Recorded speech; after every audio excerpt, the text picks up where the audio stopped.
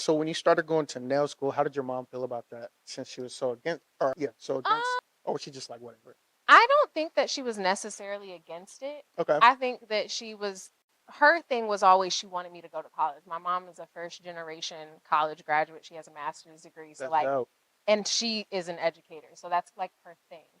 But she's always fostered, my different interests. But I also, she prepared me. She was like, people don't spend their bill money getting their nails done. Like, I don't think she knew that I would take it this far or that Right. it would go this far. And I remember telling her when I was in college, I was like, Mom, like these girls are calling their parents and telling them, oh, I need money for food. And they're paying me to do their For nails. nails, dude, that's So, crazy.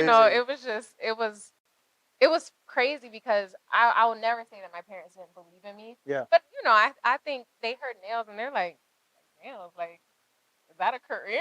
Right, Like, right. I was like, what are you going to school for? What are you Right. going to do? So, They're also from like a different era too. I yeah. think now in our era it's kind of more oriented. Yes. Like everybody's it want to start is. their own business It or is. do something creative or just whatever they want to do. It is. And to be honest with you, I don't like that.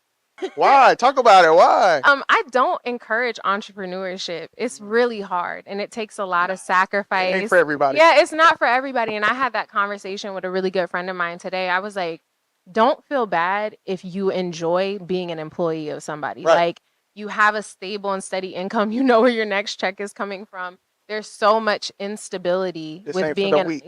for being an entrepreneur. And a lot of times people are looking for the motivation to do things. And Right. when it comes down to business ownership, like sometimes you are literally just not motivated, Right. but you still have to do it. I remember summer of 2020, I was having like a really just rough time with life.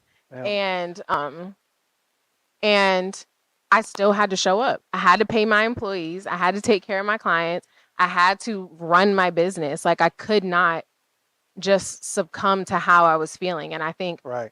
that's the part that people leave out. Like, you have to keep doing it. So, and it's not fun. I'm not going to lie and say like, oh, it's fun. Like, once you get to the successful part of it, Y'all complain about a 9 to 5. yeah, like at least you can Shit. clock out. You can leave the job where the job is. Right. Like, I like I said earlier to you, I only work Thursday through Sunday, and people think that means Monday through Wednesday I'm not doing anything. Right. That means like I'm in the bed answering like 100 emails and like trying to catch up on sleep that I wasn't getting during my working days, or planning for other things that I do outside of my salon, because I'm also a nail educator. And so I don't just take clients or, so it's a lot.